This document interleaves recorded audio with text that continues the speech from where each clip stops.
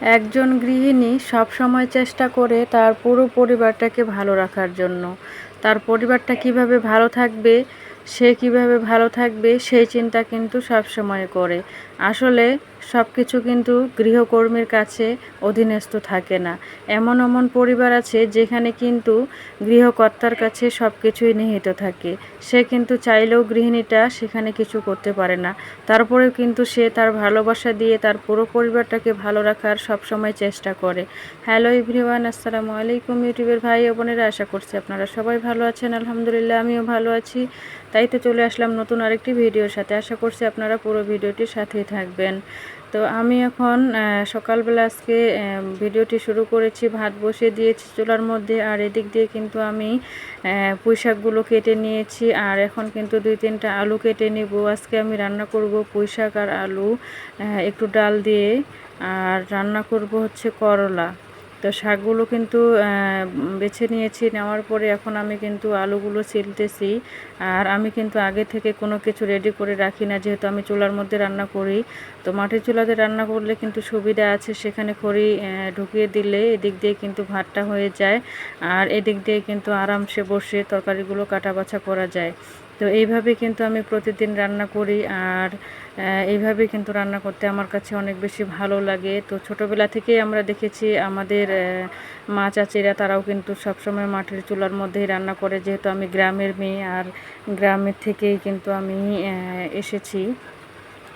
তো সেহেতু কিন্তু আমি এখনও মাটির চুলাতে রান্না করি। তো আমাদের বাসায় কিন্তু প্রায় সবাই মাটির চুলাতে এখনও রান্না করে, যদিও আমরা শহরের মধ্যে আছি তারপরেও। তো মাটির চুলার রান্না কিন্তু খেতেও অনেক ভালো লাগে, আর স্বাস্থ্যকর আমার কাছে কিন্তু ভালো লাগে। তো আমি কিন্তু আলুগুলো কেটে নিচ্ছি। তো বেশি আলু দিব না, আজকে অল্প একটু রান্না করব। তো আমার হাজব্যান্ড কিন্তু পুঁই শাক আলু ডালটা তো নিরামিষটা একটু কমই পছন্দ করে, সে কিন্তু একটু ভাজিটা খেতে অনেক বেশি পছন্দ করে। তো আজকে অন্য কিছু ছিল না, সেই জন্য কিন্তু এটা একটু নিরামিষ করলাম। আর করলা আলু ভাজি করব শুটকি দিয়ে। যে দেখতেছেন 4টা করলা, এই করলাগুলো কিন্তু আমি এখন কেটে নেব একে একে। তো আসলে প্রতিটা গৃহিণী তার সংসারের জন্য সে কিন্তু আপ্রাণ চেষ্টা করে যে তার পরিবারটা যেন ভালো থাকে, সুখে থাকে, তাই না? তো সব কিছু কিন্তু প্রতিটা গৃহিণীর উপরে অধীনস্থ থাকে না, আর প্রতিটা পরিবারের পুরুষ মানুষ কিন্তু একই রকম হয় না। কিছু কিছু পুরুষ মানুষ আছে মেয়েদেরকে কিন্তু একদমই স্বাধীনতা দেয় না, আর কিছু কিছু পুরুষ মানুষ আছে তারা কিন্তু তাদের স্ত্রীদের দিকে অনেক স্বাধীনতা দেয়, আর তাদের দিক থেকে কিন্তু অনেক সুযোগ সুবিধা পাওয়া যায়, তাই না? সবার ক্ষেত্রে কিন্তু এমনটা হবে তা কিন্তু নয়। তো প্রতিটা গৃহিণী চায় তার সংসারটা যেন অনেক ভালো পর্যায়ে থাকে, তার পুরো পরিবারটাকে সে যেন ভালোভাবে রাখতে পারে, আর নিজের সংসারটাকে যেন সাজিয়ে গুছিয়ে রাখতে পারে। এই চিন্তাটা কিন্তু সব সময় করে, তাই না? তো তারপরেও আমাদের কিন্তু আমরা যারা গৃহিণী আছি, আমরা সব সময় চেষ্টা করব আমাদের পুরো পরিবারটাকে আমাদের ভালোবাসা দিয়ে সব সময় মন জয় করিয়ে রাখার জন্য। আর আমরা যেন নিজেরাও যেন কিছু করতে পারি, নিজেরাও যেন কিছু চেষ্টা করতে পারি। তো আমি কিন্তু করলাগুলো কেটে নিয়েছি, নেওয়ার পরে করলা আর আলু আর একটু লবণ দিয়েছি, দিয়ে কিন্তু একটু সামান্য পানি দিয়েছি। সেগুলো কিন্তু লবণ আর একটু পানি দিয়ে আমি কিন্তু এগুলো একটু ঘষে নিচ্ছি। তো করলার যে তিতাটা আছে সেই তিতাটা কিন্তু উঠে যায়। আমরা কিন্তু এইভাবেই ভাজি করি। তো আপনারা কে কে এরকম করেন, করলাটা লবণ দিয়ে একটু ঘষে ফেলেন, অবশ্যই কমেন্ট বক্সে জানাবেন। তো আমরা কিন্তু এরকমই করি, করলাটা কিন্তু একটু ঘষে নিই লবণ দিয়ে, তারপর ধুয়ে নিই। তো আমার কিন্তু করলাটা ঘষা হয়ে গেছে, এদিক দিয়ে কিন্তু আমি ভাজিটা বসিয়ে দিয়েছি। তো শুটকিও দিয়েছি কিন্তু। তো করলা আলু ভাজিতে কিন্তু শুটকি দিলে অনেক বেশি মজা লাগে। তো আসলেই কিন্তু আজকে করলা ভাজিটা খেতে অনেক বেশি মজা হয়েছিল। তো রান্নাবান্না হয়ে গেছে। হওয়ার পরে আমার মেয়েকে খাওয়াইলাম, খাওয়ার পরে ওকে টিফিন দিলাম, দেওয়ার পরে ওকে একটু এগিয়ে দিয়ে আসবো। তো রাস্তার পাশেই ওকে একটু এগিয়ে দিয়ে আর কি বাসায় চলে আসবো। আসে তারপরে আমি খাওয়া দাওয়া করব। আমি এখনও খাওয়া দাওয়া করি নাই। তো রান্নাবান্না করে মেয়েকে খাওয়াই, ওকে আগে দিয়ে আসি।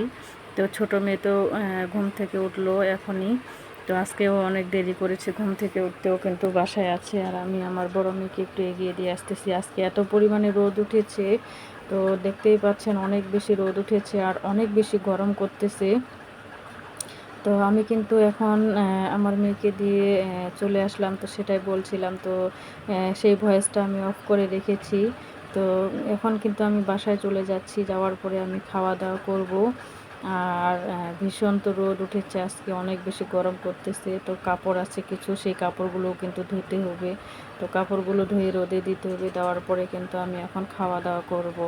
তো আসুন বন্ধুরা, সবাই আমার সাথে খাওয়া-দাওয়া করা যাক। তো আমি এখন কিন্তু খাওয়া-দাওয়া করে নিচ্ছি সকালকার। তো সকালবেলা আমি কিন্তু নাস্তা একটু কমই পছন্দ করি। সকালবেলা যদি ভাত হয় তবে আমার কিন্তু শান্তি। তো গ্রামের মেয়ে আসলে ভাত খেয়ে বড় হয়েছি।